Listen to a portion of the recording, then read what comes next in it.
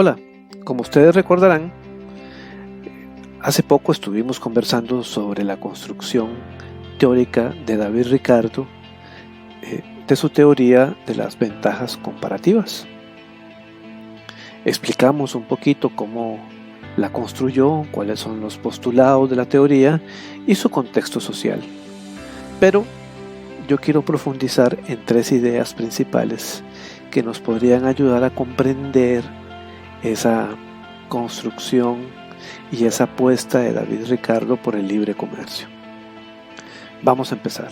La primera idea que David Ricardo construyó para sostener su teoría de las ventajas comparativas es su lectura o la lectura que hizo de la estructura social de la época. Como les había dicho al inicio, David Ricardo siempre tuvo un interés en defender y justificar el crecimiento del capital. Para él, los cambios sociales y políticos generaron una estructura social dividida básicamente en tres clases: la clase capitalista, que estaban vinculados a la industria; la clase terrateniente, que estaban vinculados a la nobleza; y la clase trabajadora, que estaban asociados exclusivamente a la producción de bienes, ya sea en una industria o en el campo. Para David Ricardo, los motores y gestores del crecimiento económico y por tanto de la riqueza eran los dueños del capital. David Ricardo creía que el capital es eficiente asignando recursos en actividades de alto rendimiento, es decir, donde hay una actividad que es productiva, el capital invierte, y eso hacía que la riqueza creciera. Solo la aplicación del capital a actividades de alto rendimiento podría satisfacer las necesidades de las personas a un bajo costo. Para David Ricardo, solo el capital tiene la oportunidad de ahorrar e invertir, y esto hace que el crecimiento y la riqueza se incrementen siempre. Por otra parte, Ricardo no creía que los terratenientes aportaran mucho a la riqueza ni al crecimiento de la economía. Para David Ricardo, los terratenientes, la nobleza, eran considerados como parásitos, pues solamente acumulaban ingresos a partir del alquiler que les generaba sus tierras para la producción. Ellos no la trabajaban, ellos no invertían, solamente cobraban un alquiler para que alguien más llegara a producir. Para David Ricardo, esa clase social era despilfarradora.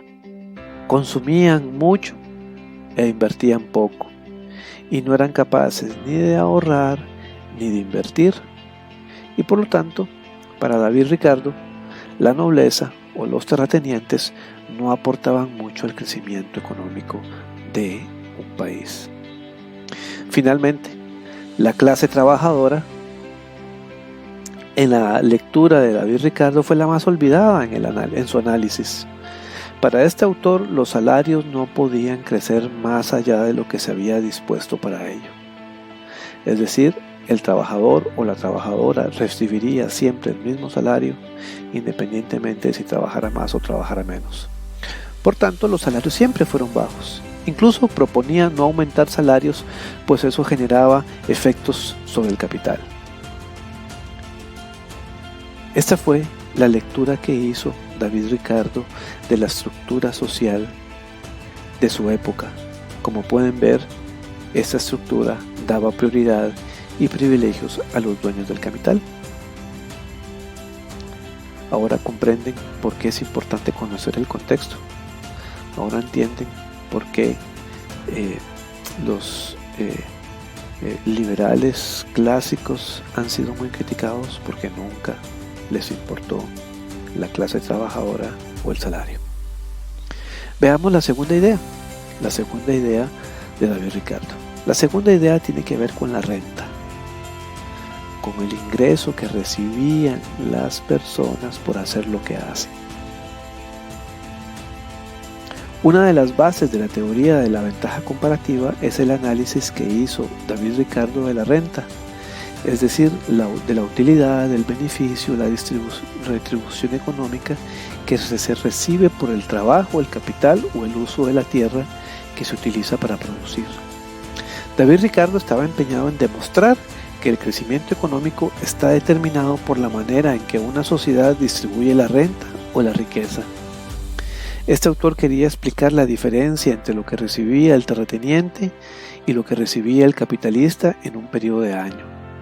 Quería demostrar que la renta se distribuye de manera desigual en una sociedad y que además esa distribución desigual de la renta en una sociedad hacía que el crecimiento económico disminuyera. La estrategia de David Ricardo para demostrar que quien aporta más al crecimiento económico es el capital consistió en plantear la ley de los rendimientos marginales decrecientes. Esta ley se refiere básicamente al proceso de producción. La producción, como ustedes saben, depende de varios factores y de la manera en que se combinan esos factores. Ricardo insistió que el rendimiento de la tierra para producir ante la aplicación de mayor capital, es decir, de mayor inversión, y ante la aplicación de mayor trabajo, siempre decaería. La producción, decía Ricardo, no crece al mismo ritmo siempre. Es decir, cada vez que sembramos y producimos, esa producción aumenta, alcanza un máximo y luego tiende a decaer. El aumento del trabajo no hace que la producción se desacelere. Por lo tanto, la renta tiene que ser diferencial. Esto quiere decir que los dueños de las tierras más fértiles reciben una renta que crece a medida que incorporan tierras cada vez menos fértiles al proceso productivo para aumentar la producción. De esta forma, David Ricardo quería demostrar que era necesario frenar el crecimiento de la renta, de la ganancia que recibían los terratenientes y redistribuirla de manera eficiente para que el capital y la riqueza pudieran crecer. Ya sabemos que los salarios no estaban considerados como producto de esa redistribución. Finalmente, la última idea que David Ricardo planteó para sostener la teoría de las ventajas comparativas es la teoría del valor. Como ustedes ya han estado escuchándome varias veces, las ideas sobre el valor de David Ricardo fueron hechas con el fin de justificar el libre comercio y oponerse a las barreras proteccionistas, a los aranceles, que a su juicio serían perjudiciales, pues reducen el beneficio del dueño del capital y reducen el crecimiento económico. Se opuso también a los aranceles porque estos harían crecer los salarios, y los salarios, de acuerdo con su visión, no podían crecer. Recuerden, toda teoría del valor explica las causas de los precios relativos existentes en un momento dado del tiempo. Pero David Ricardo se propuso explicar con su teoría las razones que provocan los cambios en los precios relativos con el paso del tiempo. David Ricardo se hizo una pregunta: ¿qué factores hacen que los precios relativos varíen con el paso del tiempo? Él propuso: el valor de un bien depende de la cantidad de trabajo necesaria para su producción. El precio de las mercancías que reportan utilidad se deriva de dos fuentes, decía él: de su escasez y de la cantidad de trabajo necesaria para producirlas. Es decir, cuánta gente está demandando un bien y cuánto trabajo demanda producir ese bien.